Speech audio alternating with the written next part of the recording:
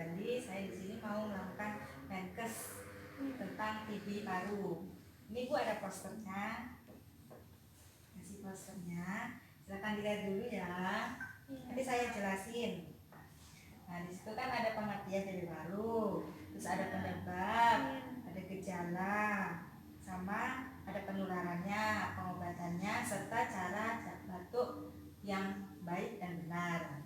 Etikanya bagaimana saya nanti ajarkan.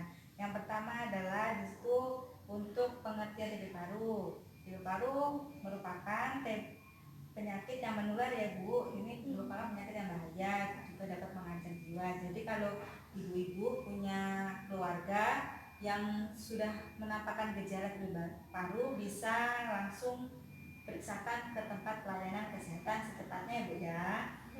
Jangan sampai terlambat. Kalau misalnya terlambat nanti pengobatannya juga akan sulit, makanya harus segera diperiksakan.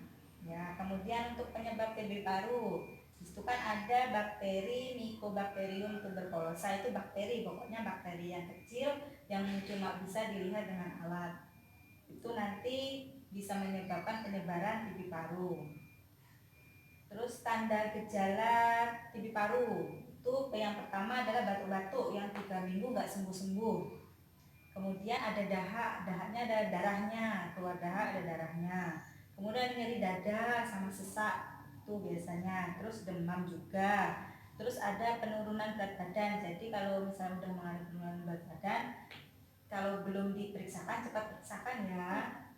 Kemudian ada berkeringat pada malam hari, itu juga ciri-cirinya.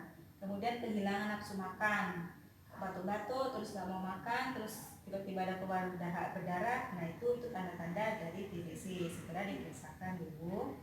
Untuk penularannya TB paru ada dua, ada secara langsung sama tidak langsung. Secara langsung itu melalui gini, tatap muka gini, terus kita batuk atau bersin, nah itu bisa menularkan langsung. Kalau misalnya tidak langsung itu melalui dahak, misalnya kita batuk-batuk terus ngeludah sembarangan,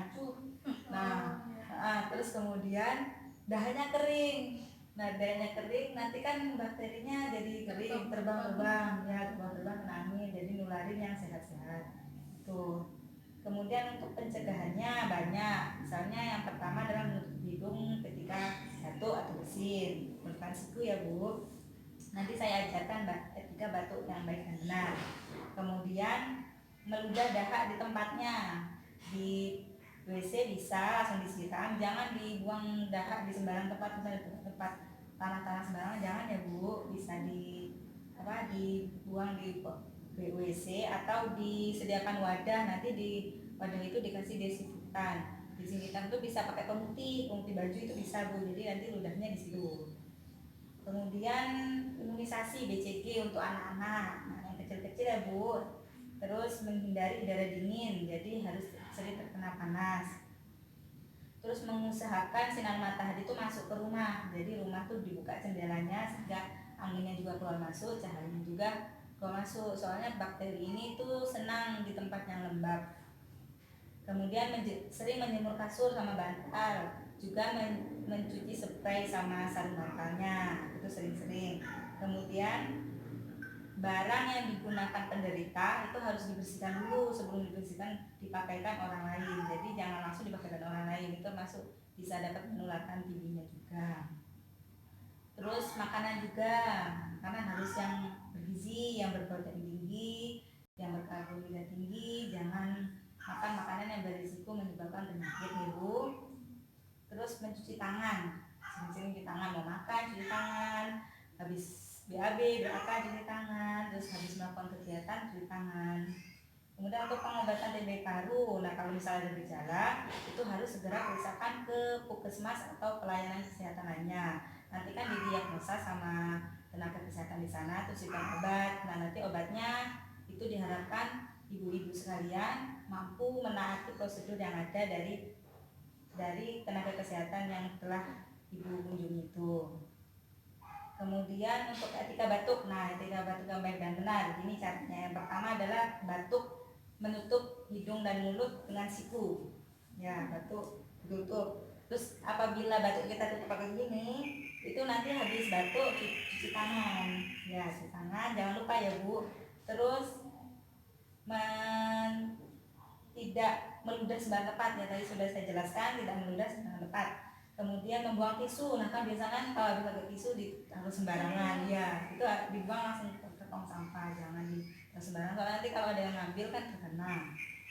Terus menggunakan masker ketika batuk dan flu, jangan lupa, soalnya kan masker bisa menghindari kita dari penularan. Itu saja. Mana ada yang tanyakan ibu-ibu? Udah jelas Mbak. Udah jelas. Mbak, apa itu pengertian TB? TB itu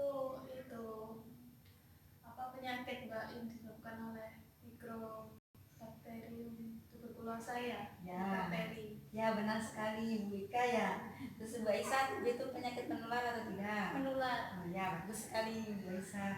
Kemudian untuk penyebabnya tadi sudah dijelaskan sama Ibu Ika ya. Terus untuk tanda-tandanya apa Ibu Aisyah?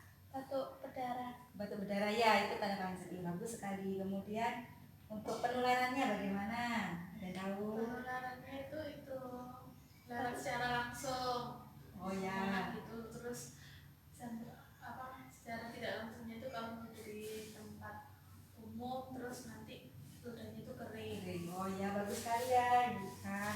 Kemudian untuk cara pengobatannya tadi kalau udah ada gejala kita harus ke tempat kesehatan terdekat. Oh ya, bagus, ke puskesmas atau pelayanan kesehatan terdekat.